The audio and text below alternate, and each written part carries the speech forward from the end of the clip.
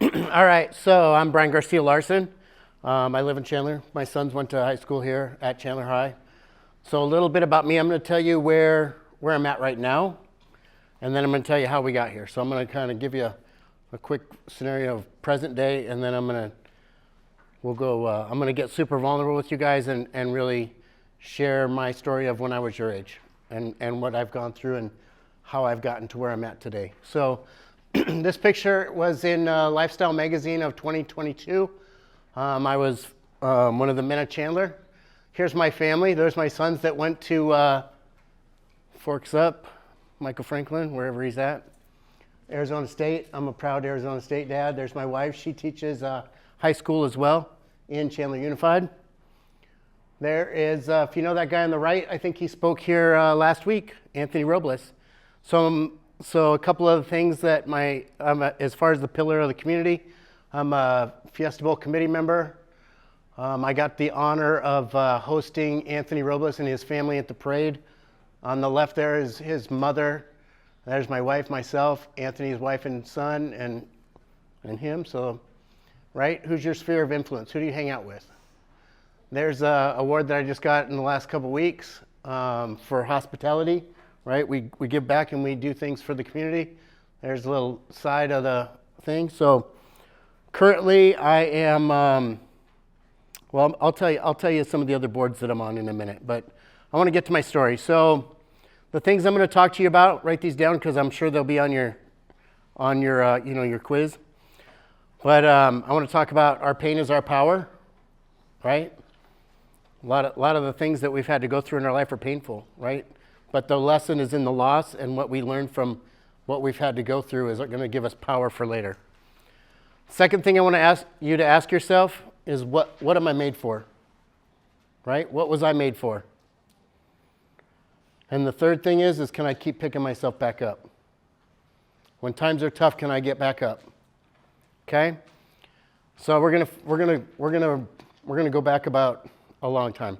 So I grew up as an athlete, Midwest. I played 4 sports growing up, ran track, played football, basketball, baseball. When I was 9, I was the regional high jump champion. I qualified to go to nationals, which would be like cheetahs for you guys that run track in this area. When I was 10, basketball was my main sport, by the way. When I was 10, I made it, I was the state runner-up in the Elks free throw hoop shoot competition. I lost to the national champion. I'm going to get back to that story because we just talked about the lesson is in the loss, right? I did not win. I didn't win state and I didn't win nationals. So let's go to age 12, baseball. I was fortunate enough to be on an all-star team that we made it to Super Regionals, the Little League World Series. What a time for a 12-year-old to be able to play in that tournament. That tournament's on ESPN to this day. So I'm still friends with all those guys that were my teammates. One of them went on to play in the NFL. We had a couple D1 athletes on that team. Some phenomenal people, right? Mindset. So playing at a high level as a kid, I was a gym rat. Like that was my whole mission. My whole goal was to play Division I basketball. So I was in the gym before school, after school, grinding it out, doing what it took. That was my future, right? That was what I asked myself, what was I made for? That's what I was made for at that point in my life. So lessons in the loss, right? I lose to one of my friends at 10 years old.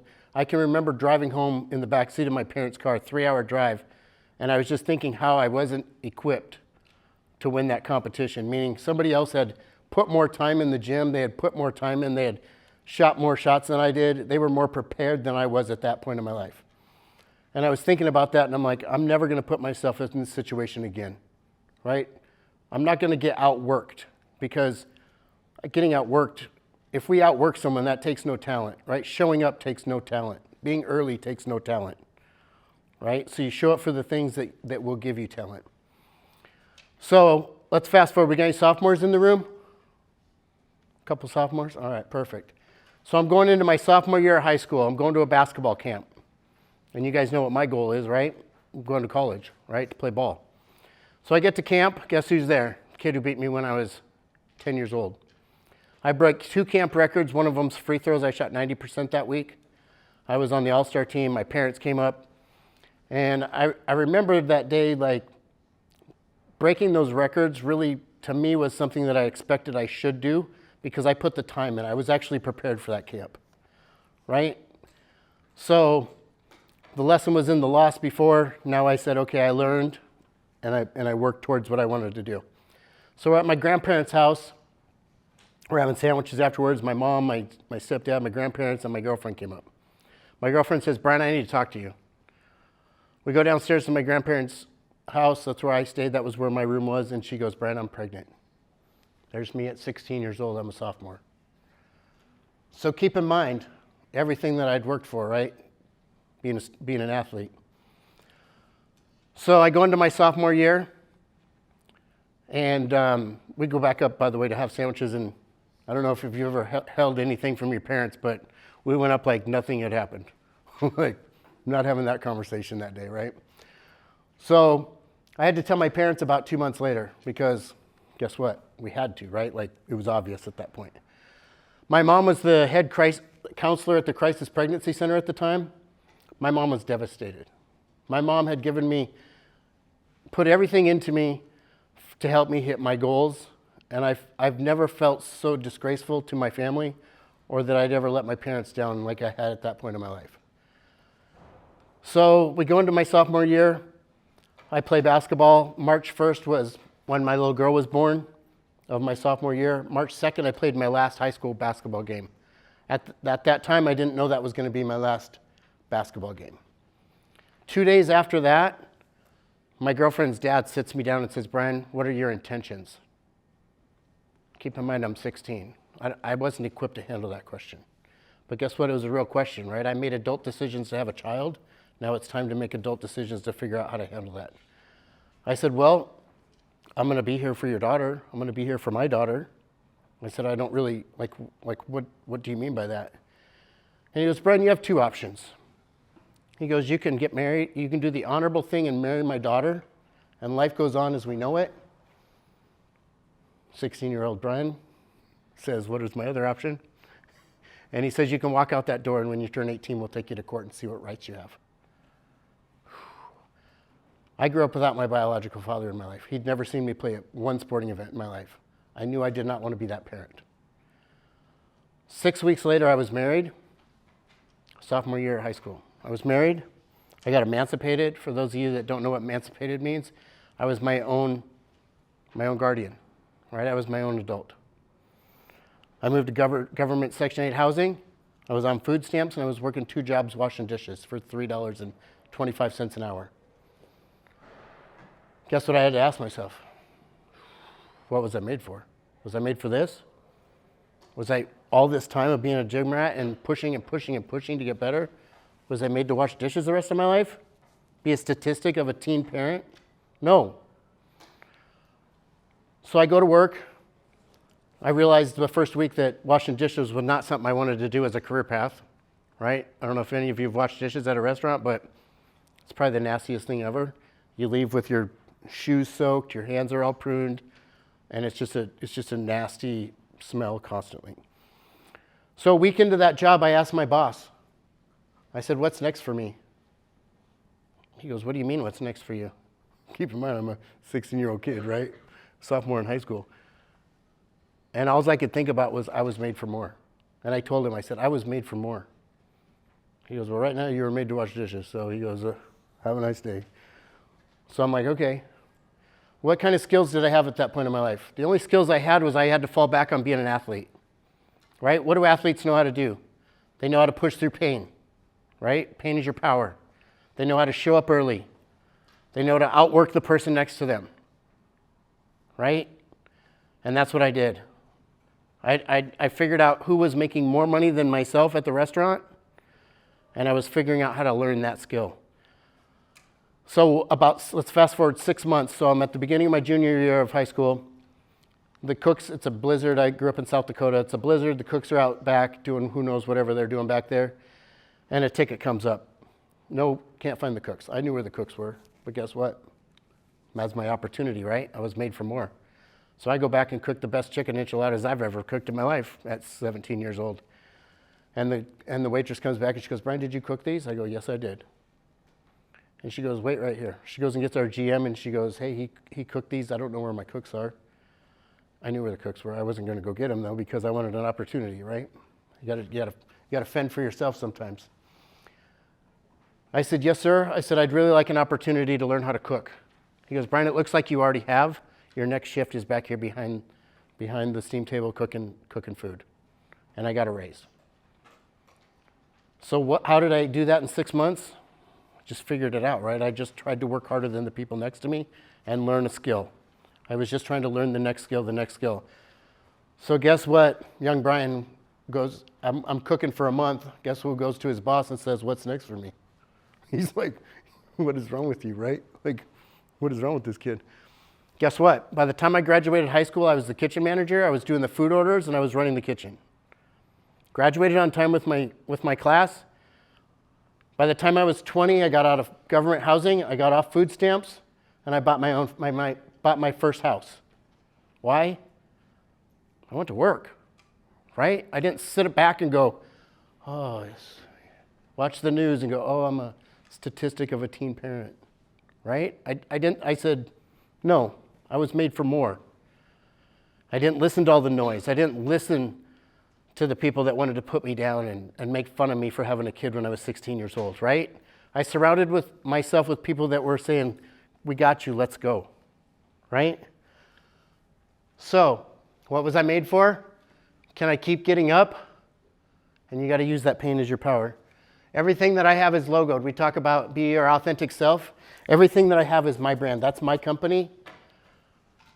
I love a lot of companies, but I like myself more than I like other things. Let's just put it that way. So figure out who you are and own it. All right, the hardest thing that you've ever done is not the hardest thing that you're capable of doing. Let that sink in for a minute. So the hardest thing that you've ever done to this point is not the hardest thing that you're capable of. Our mind, I know we got Chandler track. I just saw the shirt, so I'm going to use track for a little because that's my brain. My brain knows track. It knows a lot of other things too. But so anybody gone for a run? And running's, can we just all agree running's hard? Like their sport is every other sport's punishment, right? Realistically, right? Like usually when we get in trouble, we got to run. That's like how as a kid, that's how I associated. But I still ran track. I love track. I don't know why, but, right? Punishment. So when you get to a certain point of running, your body's telling you to do what? Stop, right? It's telling you to stop. But guess what? Your body's capable of doing 40% more than what your brain's telling you. So you can push through pain. That's why we had somebody running a sub 4 minute mile for the first time when everybody was saying, oh, it can't be done. One person decided to push through the pain of shortness of breath or muscle fatigue or mental toughness of, I think I can do it, right? I know I can do it. But guess how the brain works? As soon as he did it, 1,200 people did it in a very short period of time. Why? Because now the brain's told him, well, we can do it too, right? So you're capable of doing more than what you've already done. And just think that. I don't care where you're at in life, just know that whatever the hardest thing you've done, you can do something a little harder, right? 1% better every day. I bought these shirts for my sons, they work with me, and we wear these shirts that say 1% better today, right? You just have to get a little bit better each day, and at the end of the year, you're gonna be a lot better. All right, there's 4 things that successful people do. 1, they read. So we all know my story, right? I barely graduated from high school washing dishes. You think I love to read? No. In fact, I still hate to read. I'm just full disclosure. But guess what? I read a book a week. Why? Because that's what it takes to get better. That's what it takes to associate with the people that I want in my life, right? I want to be a leader in the world that makes a difference for people. So I know I have to grow myself. You have to learn yourself to lead yourself. You have to associate with the right people. You think I had to associate the right people to get out of the situation I was in, right? You got to put yourself in a situation where people are going to help you. You got to attend, right? Be present. right? You guys all came here today. You might learn something today, right? By showing up, but I'm sure a lot of you, when you woke up this morning, like, man, I don't really want to go to school today. Let's be honest, right? Like, there's days I don't want to go to the gym, but guess what? I already made that decision that I'm going to work out every single day, so it's not a decision I have to make anymore. It's just something that I do, right? You got to train your brain of the habits that you want to have, and then you take that decision off your plate. That's been made. You don't need to go back and rethink it. And then struggle. Boy, everything's a struggle in the world, right? Especially being a teenager. It's a daily struggle. Like, let's be honest. Struggles make you stronger, though, right? Just know every time that you have a struggle in your life that it's teaching you a lesson if you're willing to learn it, right? All right, a couple of my favorite quotes. The past is your lesson. The present is a gift. And the future is your motivation. What do you want, right? What are you made for? Don't feel failure. Fear being in the exact same place that you are right now. I have friends that I went to high school with that are still sitting at the same bar stool at the same bar when I left 27 years ago to move to Arizona. How happy do you think they are?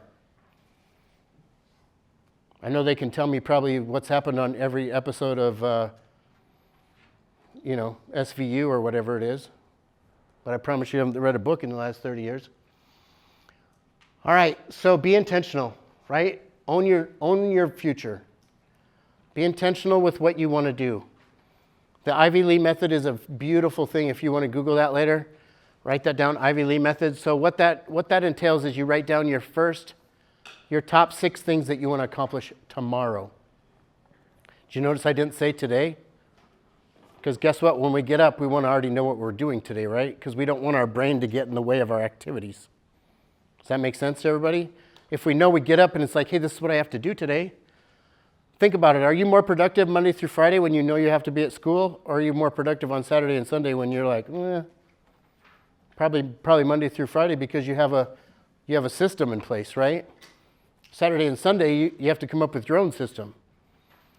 So just think, if there's goals that you want to hit while you're in high school, there's grades you want to get, there's colleges you want to get into, or a trade you want to learn, or a skill you want to learn, write it down and get intentional. And have a calendar, right? You want to be an excellent athlete?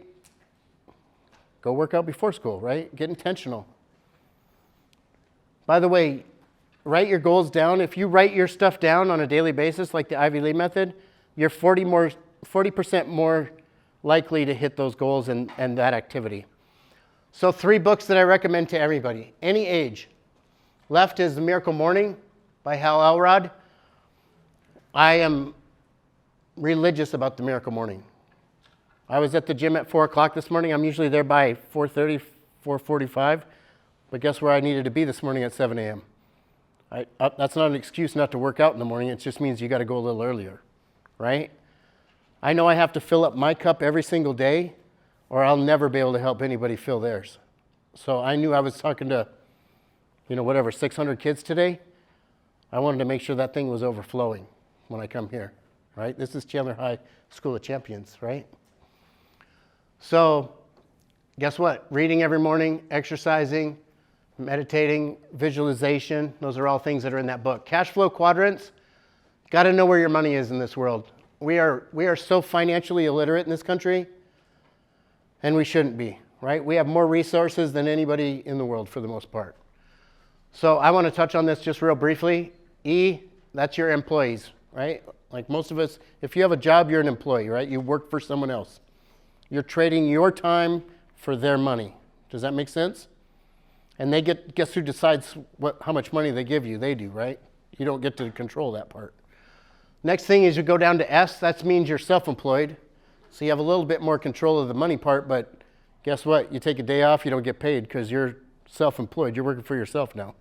So you got to be even more disciplined. We'll go up to the B. Top right, that's one of my, now life's starting to get exciting. You're a business owner.